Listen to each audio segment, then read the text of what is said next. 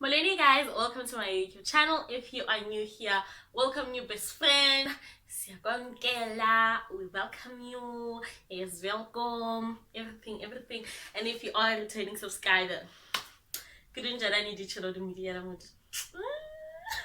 how are you guys? Thank you so much for coming back. And I hope you have already learned how to speak Sidoada. Okay, so today's video is just going to be a little story time, a little how I got my permanent scar on my foot. Yeah, that day was hectic. And if you want to hear the story, keep on watching.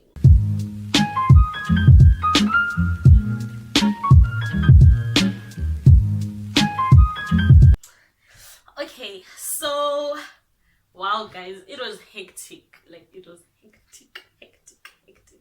So I do remember it was a Friday, and one thing I do not remember about this story is my sister. I do not remember anything about her. I do not recall her being part of the story. I don't know where she was.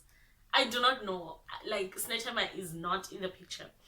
Anyway, I do remember it was Friday. I was still in primary school, and I asked my grandmother to go and play. It was after school already, and I asked my grandmother to go and play outside with my other friends, because you know we lived in a street and there were like a lot of us, so we were all friends and everyone was playing outside. So I wanted to go play, but my grandmother refused for one reason or another.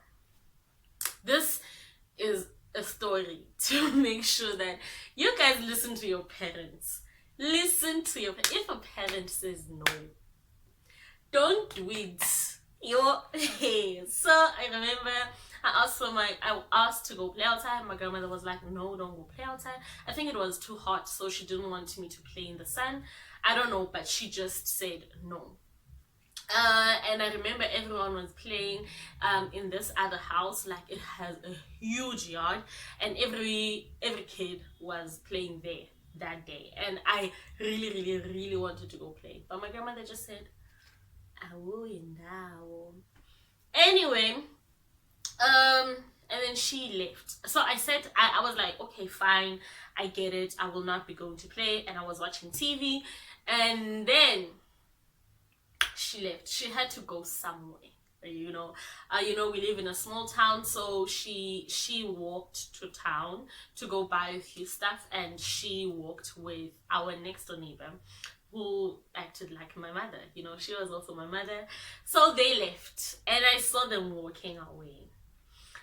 No, first my grandmother went next door, you know, to get her, and she saw me trying to walk out the house, my grandmother, and she was like, okay, fine, I see that you are trying to go out, even though I said don't go play outside. Go wear shoes. So now my grandmother had these ugly shoes that she loved, that I didn't. They were ugly. I remember them to this day. They were ugly. She had this tendency of buying me sandals, boys' sandals. I do not know why she did that. But it's either she would make me wear those sandals that boys wore, and I didn't like that, or she made me wear those ugly shoes. So I knew that when she said I should go and wear shoes, she was referring to those, and I just didn't feel like wearing those. So I went back to the house, and then I watched them walk away, and I was like, it's clear, I'm gonna go play, I'm gonna wear the shoes that I want to wear. I wore the shoes. I remember I just wore slip-ons, and I ran to the house where everyone is playing, and when I got there, I just, you know, just figure sadala, everything was nice. Not even 10 minutes into us playing, one of my friends, it was a guy, he's still a guy, he was playing, and the house that we were playing in has a huge yard, and the house is like on the side, and then the other side is just like a huge yard, you know, and there are thorns and everything, like everything. We were playing there. It was so much fun. So as I go outside, they were like, how do I explain this? Okay, so it was a huge house, ne? And then we were playing on the other side of the yard, you know. So I saw my other friend, the guy, fall. And I knew that that is going to hurt because there are so many thorns. You know, like there are thorns. You cannot walk there barefoot. Like, guys. And I knew that that is going to hurt. And he is going to need help. You know. So my first instinct was to go and help, you know. So I got up and of course I told my other friends that Uile, and then I ran, you know. There was a piece of wood that had nails. I didn't see it because my mind was focused on him that has fallen. We need to help him. I ran. My slip-on slides off, you know, and at that exact moment, I step on the wooden thing, on the wooden on the piece of wood that has nails, and one nail goes right through my foot, right? I don't notice that at the moment, ne? And then I'm still running, wasn't it? So guys, so as I was running, guys, English is leaving me. I stepped up and the nail from underneath, it was like fast, it happened fast. It tore me to because, well, how do I explain this? It tore to my pinky. That's when I noticed that. And then, you know, when you see blood, things automatically gets so painful. I cried. I was freaking out. I was freaking out. Our next door neighbors, the guys, because they had like guys, lo mama mebe naye abantwana bakhe, they still take me as their little sister. I remember I saw that I was crying and he was playing in the street, but he ran into this house that we were in and he came and he picked me up. And then another guy, I do not remember who, came and then they held me like they held me and then they took me home. I do not remember Usnetemba because I remember we went into the yard and we went straight to the backyard where there's a tap outside. So they went there and I don't know, they also didn't know what they were doing. They put my foot under the tap and then they were like, are you ready? I don't know what I'm ready for. Obviously they are going to open the tap, but I don't know in my mind. So I'm like, yeah, I'm fine, okay, I'm crying. And then they open the tap. Woo! Look here. That was the most painful thing I have ever experienced. I cried, and on cue, my grandmother and sis was next door, mama was next door, came back, and they took me to, so they had removed the piece of wood and the nail. They take me to my grandmother, and my grandmother is like, "Ow, mammy, you don't listen." So I do not remember much about what happened after that. I don't know what happened after. I just remember my grandmother telling me everything that she has on her mind, like one was so straight. I don't remember much about what happened there, but she did not take me to the doctor. She did not take me to the clinic. She didn't. I don't know. I don't remember if she dressed the wound or what. I don't know. But she only realized the next morning, guys, how serious this thing is. I think she gave me medicine and she just dressed the wound without looking at it properly. I do not know.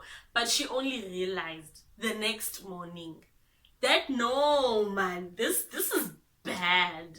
You know, she only realized the next morning because, guys, me, my grandmother, got me ready for school every morning. My grandmother washed my body, all of me, till I was in grade 7. She was the one person who washed my body till I was in grade 7. I kid you not. So she saw the following morning, which was on a Saturday, that yay, this wound is deep. It's like right through her foot. And only then did she panic. I do remember that she didn't panic that much the Friday when this thing happened. She only panicked the following day, guys. Can you imagine the pain I was in? And I couldn't even talk. I couldn't even say anything because she told me not to go and play. So she took me to the doctor, and I did not get stitches. I do not remember getting stitches. I'm gonna ask her if I got stitches, but I don't remember getting stitches. But the doctor gave me medicine and everything, and my grandmother had to dress my wound all the time, and it was the most painful thing. So here is Carmani. And until now, my grandmother had to dress my wound everything, and she had to bandage me and everything, which is dressing the wound. But I couldn't wear. And the Monday she sent me to school. I did that to myself. I had to face the consequences. She did not say, oh, you are hurt, you can't go to school. She sent me to school with a hurt foot. And then I would wear my school shoes and my school socks in one foot, and on the other foot she would make me wear the sandals that I hated. Yo, guys, I had to wear those sandals to school till I was healed. Of course, she spoke to my teachers and my principal about me wearing the sandal to school so that it would be more comfortable, because a school shoe is all closed and everything. Yeah, guys, those sandals, I hated them, and I had to wear them all the time, every day, to school. So guys, this is me coming to you saying, listen to your parents. If your parents says no, otherwise you are going to get hurt. You will not be able to tell your mom that, or your parents, that you are hurt, because they are going to tell you that you are the one that made yourself get hurt because we told you. Do you know I told you so? It is not nice being told I told you so. And thirdly, you might have to wear the sandals that you hate in public. So listen to your parents, guys. And that is the end of my video today. Thank you so much for watching till the end, and I'll see you in my next video, because that is how YouTube works. Bye.